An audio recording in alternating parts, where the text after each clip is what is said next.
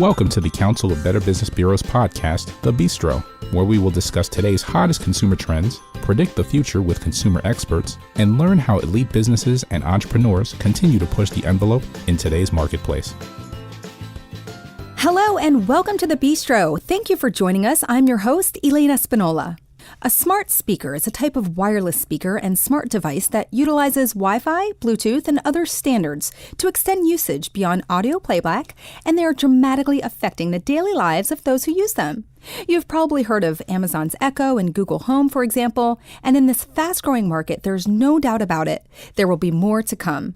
Today, we're excited to speak with Tom Webster, Vice President of Strategy and Marketing from Edison Research, who will share with us the latest findings in a study called the Smart Audio Report, which provides insights on the impact these devices are having in our lives. Tom, welcome to the Bistro. Thank you so much for being here. My pleasure. Thank you. So for anyone that is unfamiliar, can you explain what a smart speaker is and what it's capable of? And also, what is the impetus for a study like this? How many participants were in the study and how was it conducted?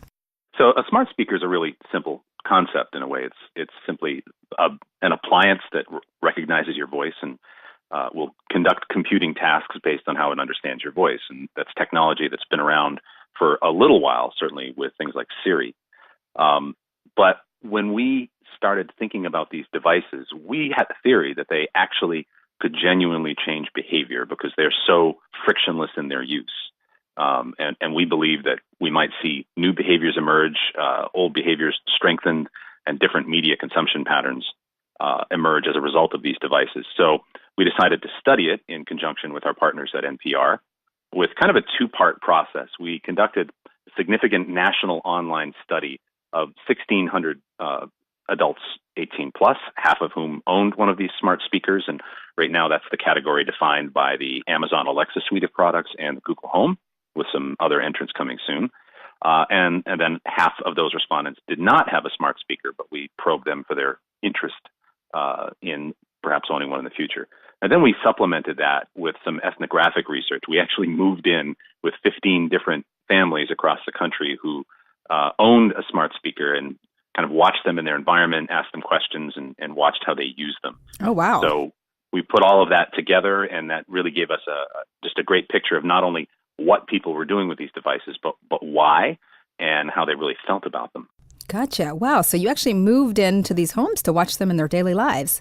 Fascinating. We did, and we didn't get any restraining orders or anything. Excellent. Well, many consumers think about smart speakers as this cool new novelty that gives them the ability to ask questions about the weather or traffic or random questions that they might otherwise, Google to get the quick audible answers. But, they play music on them, they listen to podcasts. But your research shows that smart speakers are helping families do much more, really changing habits and behaviors, like you mentioned. In what way? Well, it's almost like 1,000 little paper cuts if the paper cuts were pleasant. Because when you first purchase a smart speaker, most people tell us that they wanted to buy one for, a handful of things, generally audio related.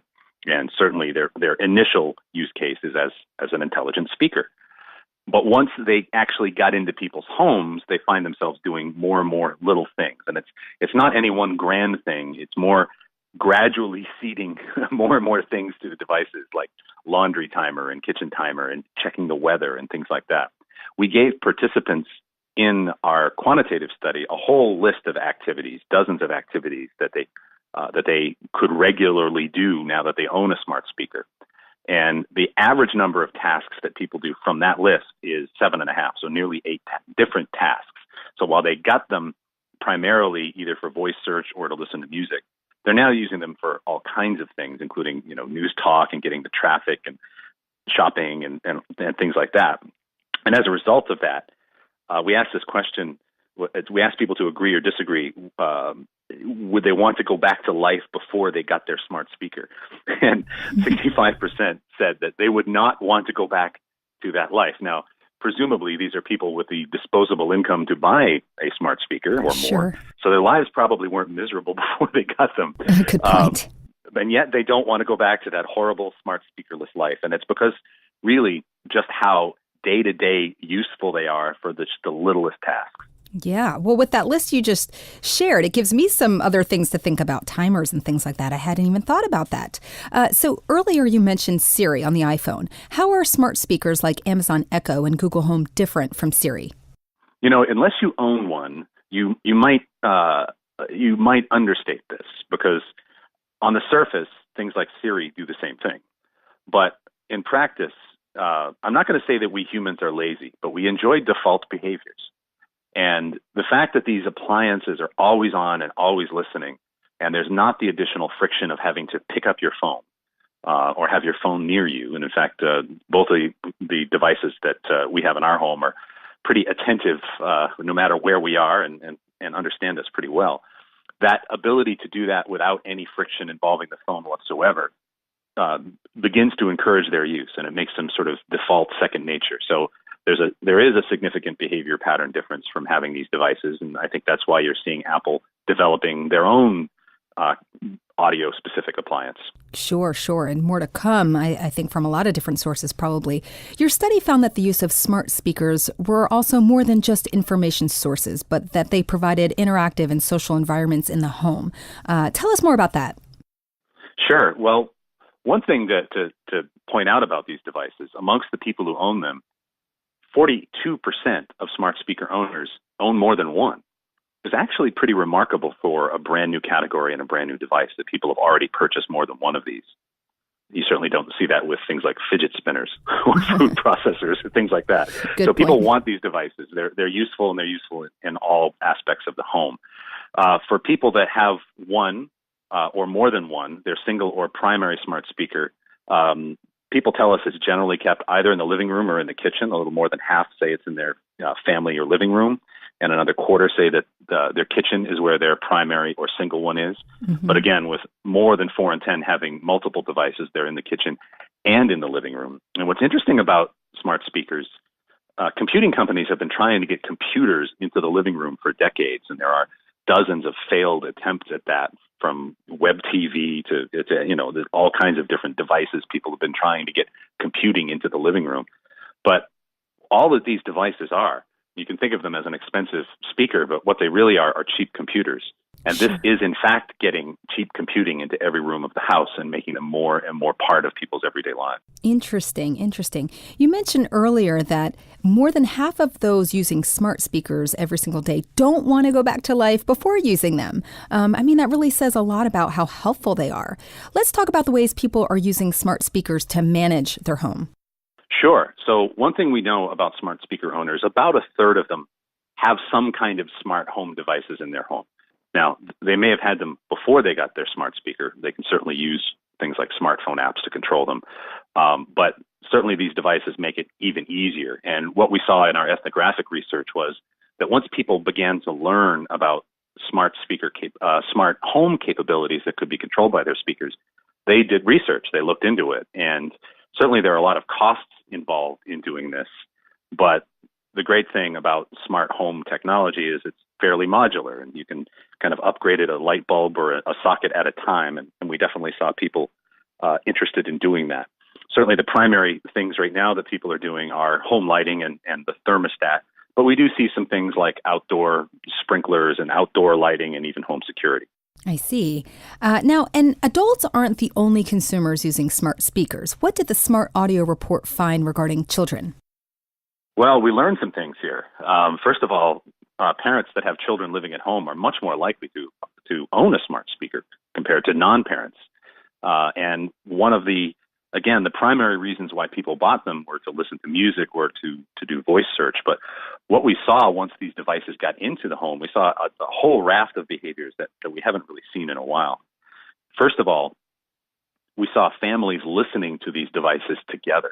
Now, we've just come out of a kind of 10-year period of white earbuds in everybody's ears and sort of private listening.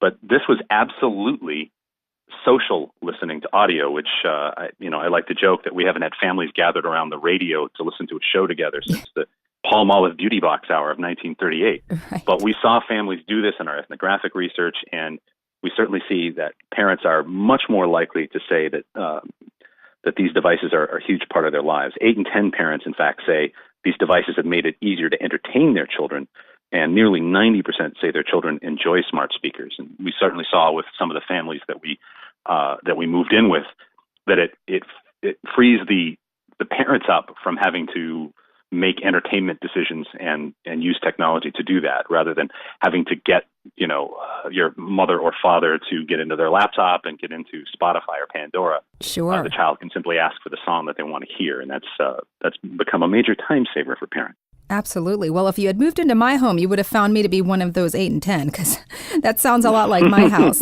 So it sounds like parents were initially interested in the entertainment value, like you just said, for the children when they first purchased the smart audio device. And then they found value themselves in the other helpful capabilities, like securing their homes, adjusting the lighting, etc. What future enhancements do you predict smart speaker devices will allow?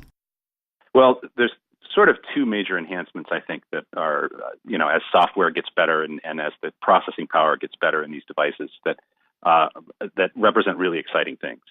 I think one is in terms of media, and that is to have truly interactive media. And we're starting to see some experiments with that. I know there's a show that's produced by the BBC, which is kind of an interactive interrogation, as it were, where you're asking the smart speaker questions and it's responding as if it were being interrogated. It's a super interesting fiction experiment.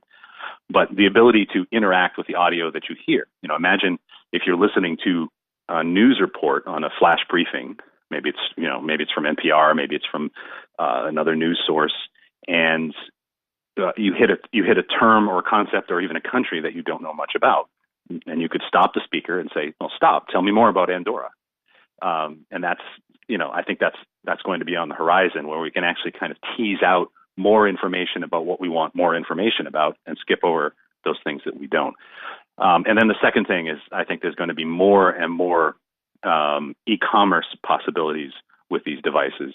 Right now, we are seeing a little bit over half of smart speaker owners have used them to purchase something. And we also see that people who own these speakers, whether it's the Amazon line or the Google line, are about a third of them are saying they're spending more with Amazon and Google as a result of them. But I think we're really just scratching the surface on being able to hear tailored messages, tailored advertising, be able to interact with those messages and get deals and products that we're interested in right away with no friction. Sure. Well, very fascinating. I'm excited for the future of smart speakers. We're almost at the end of our time here. We talked about families using smart speakers. We talked about children. What did Edison Research find regarding the use of smart speakers with millennials? Well, really quick, one fascinating thing. What we see with these speakers and these devices is audio of all types is being consumed more as a result of having them. And in fact, that's true whether it's news talk or music or podcasts or audiobooks. Smart speaker owners report listening to more and more of those types of audio. And that is true on the young end as well. We had one young man who was a 20-something engineering graduate student who listens to the news flash briefing every day. And he admitted to us that he had never really listened to news talk radio before. And so now we have a millennial listening to news audio, which is a habit that he had never had before. And that's because it's so fun and easy and interesting to use these devices. Sure. Well, Tom, thank you so much for sharing all of this great information on smart speakers. This has been a really fascinating discussion. And as I said, my family has one. We love it. Where can people find more information about this and other studies by Edison Research? Anything we do publicly is available at edisonresearch.com, and that's where you'll find our smart audio report and any number of other studies that we've done. Excellent. Okay, well, Tom, thank you so much for your time today. Thank you. The Better Business Bureau is deeply committed to building and advancing a better marketplace, a trusted marketplace for all, because trust always matters. For the Better Business Bureau and as your host of The Bistro, I'm Elaine Espinola, and I thank you for listening, and I encourage you to give us your feedback on this episode. Until next time, it has been my pleasure discussing better business with you. You just enjoyed the Bistro podcast.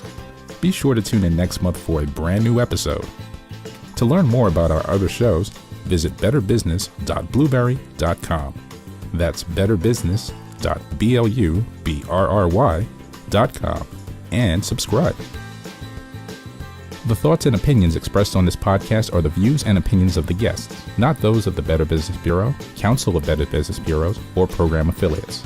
This podcast is for information and educational purposes only and is copyrighted with all rights reserved. This podcast is protected by Blueberry's Terms of Service.